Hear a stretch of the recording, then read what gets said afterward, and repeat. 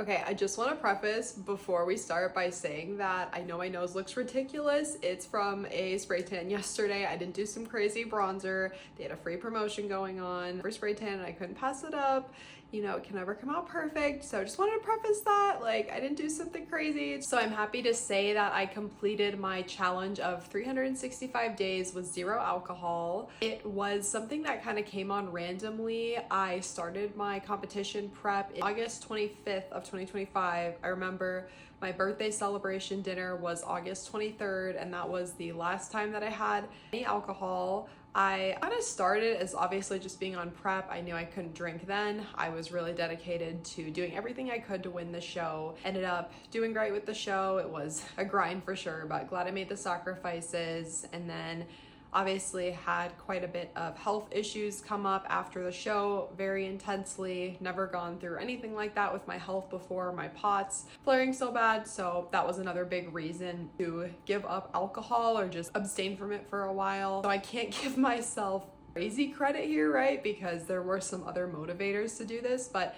even beyond that, when my health started to get a lot better earlier this year, I'm just very competitive, and I had already made it over 6 months, and at that point I was like, let's just go a year. So it was definitely very tempting, especially this last week. It was my birthday. I was working a major trade show in our industry, and we had open bars all week, literally free alcohol everywhere around me.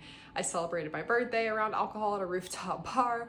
So I basically put myself in all the situations where alcohol was so easy, but I'm very proud of myself. I did not give in because I'm just very kind of obsessively competitive like that, where for me, if I drank on August 21st, it would not count. It had to be at least August 23rd to August 23rd. But all in all, I really do enjoy being alcohol free. I really don't plan on going back to drinking much, if at all. Maybe once in a great while, it is nice to have like a little celebratory glass of wine or little margarita, or I like some tequila or something, but I haven't had alcohol in over a year, and with how intense this year has been with my POTS and other health issues and symptoms, I just don't really want to be dealing with the effects of alcohol worsening those either. Like, alcohol really does intensify my tachycardia the next day. So for me, that's a huge motivator. That's the silver lining I think we can see when we have any sort of chronic health condition. Even if it sucks in some aspects, it also makes us much more aware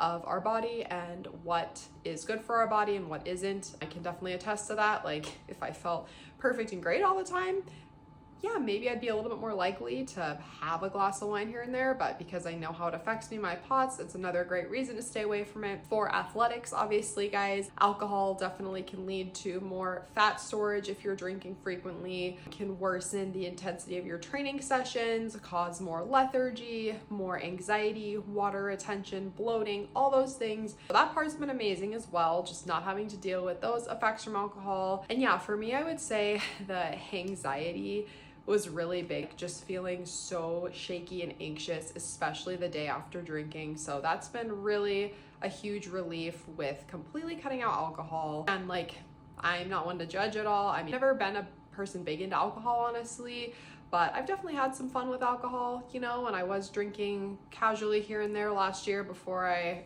started prep and started this challenge. But if it's something you ever thought about doing, I will say I definitely recommend it. It doesn't have to be a year, even if it's a month or a few weeks or, you know, a couple months, however long would be relative to how much you drink. I definitely recommend it. It's just amazing to see how much more clear-headed you can feel and how much better you can feel in the gym, more quickly you can recover, and especially if you are dealing with any kind of chronic health conditions or issues, just having that be a little bit subsided, hopefully. So that's all in all kind of how that went for my 365 days with zero alcohol challenge. And that means zero alcohol. I don't think I even can remember ever taking a sip of someone's drink. I never had any because I get obsessively competitive, and I knew if I did, it would be cheating. The only alcohol I had was like a tincture supplement that has alcohol in it, so we're not counting that. A year with no alcohol, I'm very happy to say I did it. It's actually not as long as I went a year and a half